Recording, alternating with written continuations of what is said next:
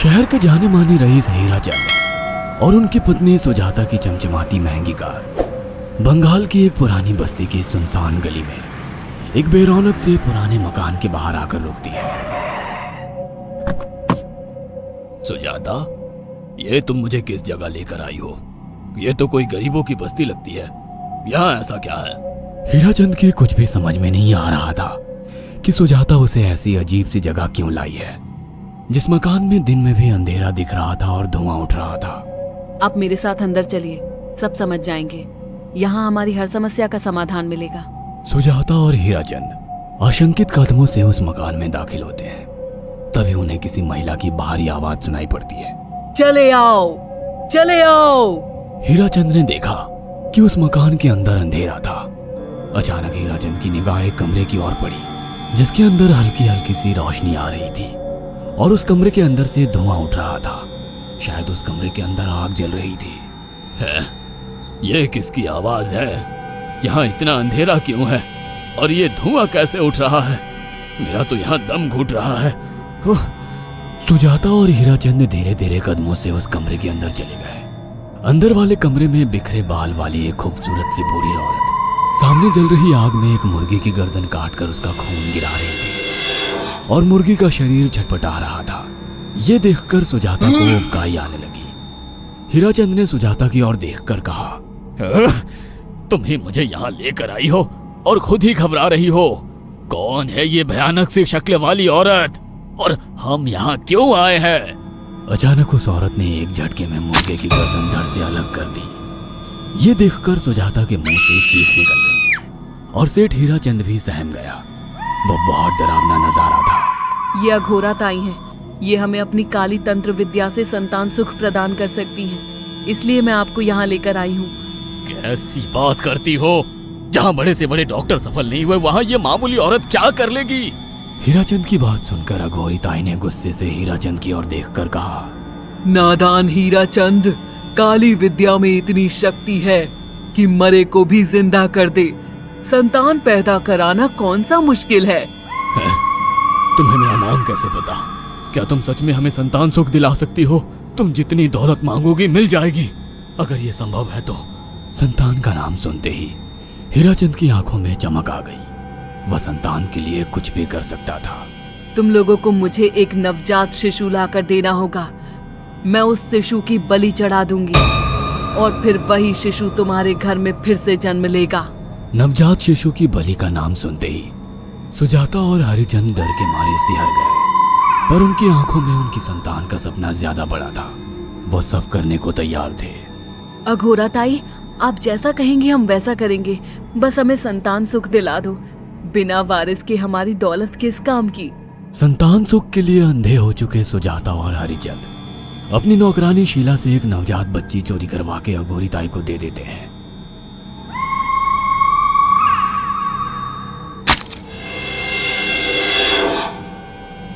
उस शिशु की बलि से सुजाता गर्भवती हो जाती है। देखा आपने अघोरा की तंत्र शक्ति?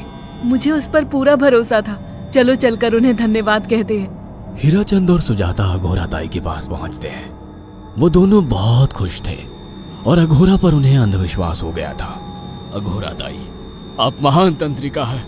आपने वो चमत्कार कर दिखाया जो बड़े बड़े डॉक्टर नहीं कर सके। ये काली विद्या है बेटा। अगर तुम दोनों चाहो तो मैं इस विद्या से तुम दोनों को हमेशा के लिए जवान बना सकती हूँ। क्या सच में ऐसा संभव है? हाँ बिल्कुल, पर इसके लिए तुम्हें जवान लड़के और लड़कियों की बलि चढ़ानी होगी। तुम उन्हें यहाँ तक लाओ, बाकी मैं देख लूंगी। जवान रहने की लालच में अंधे सुजाता और हरिचंद एक अनाथ आश्रमों से हर रोज एक लड़की या लड़के को गोद लेने के बहाने अघोरी के पास बलि चढ़ाने ले जाने लगे। और एक दिन अघोरी ताई ने हीराचंद और सुजाता से इंसानी मांस खाने को कहा। पूरी तरह से इंसान से हैवान बन चुके अब वो दोनों इंसानी मांस खाने के लिए तैयार भी हो गए। ये गर्म खून और मांस खाकर तुम लोगों की उम्र भी बढ़ जाएगी। खाओ इसे। हाँ, सच में ये इंसानी मांस बड़ा स्वादिष्ट है। अघोरा ने अपनी बातों में फंसाकर सुजाता और हरिचंद को नरभक्षी बना दिया था। वो तीनों हर दिन बलि चढ़ाकर खून पीकर मांस खाने लगे। नौकरानी शीला भी नए शिकार लाने में उनकी मदद करती थी, मगर एक दिन शीला को शिकार नहीं मिला। मेम साहब, आज एक भी शिकार हाथ नहीं लगा और मैं बहुत थक गई हूँ और घर जाकर थोड़ा आराम करना चाहती हूँ। कोई बात नहीं शीला, एक छोटा सा काम है, तुम हमारे साथ चलो, लौटते में हम तुम्हें घर छोड़ देंगे। जी मेम साहब।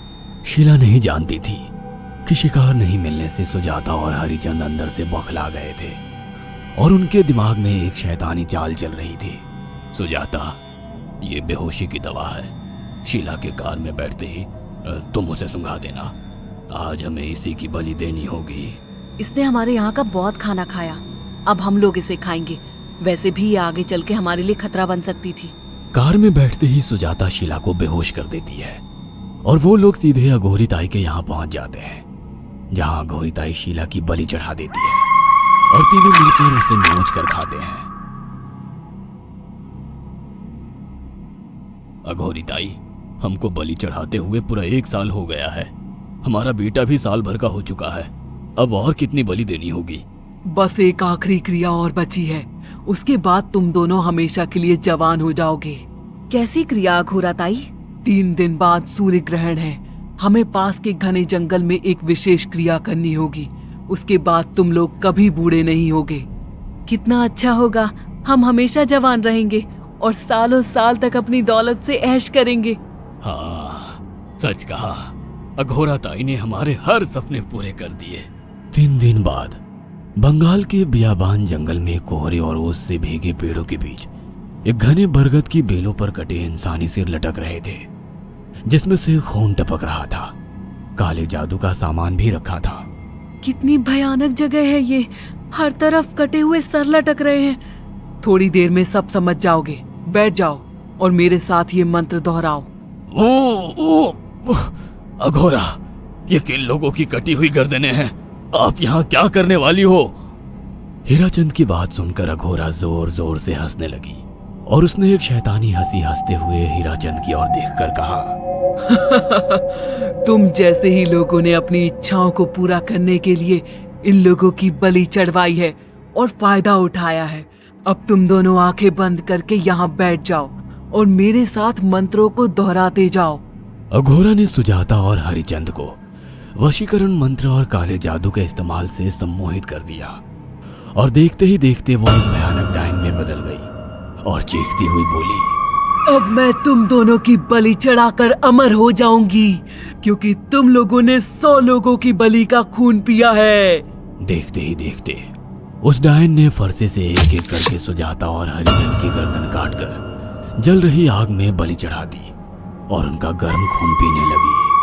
जब तक तुम जैसे मूर्ख और लालची लोग अपने फायदे के लिए दूसरों को मेरे पास लाते रहेंगे, मैं उनका फायदा उठाकर ऐसे ही उनकी बलि चढ़ाती रहूंगी।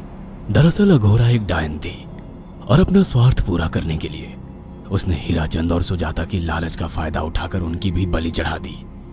बुरे काम का बुरा ही नतीजा मिलता है। अगर आपको हमारी ये कहानी पसंद आई हो तो इसे लाइक और शेयर करना ना भूलें।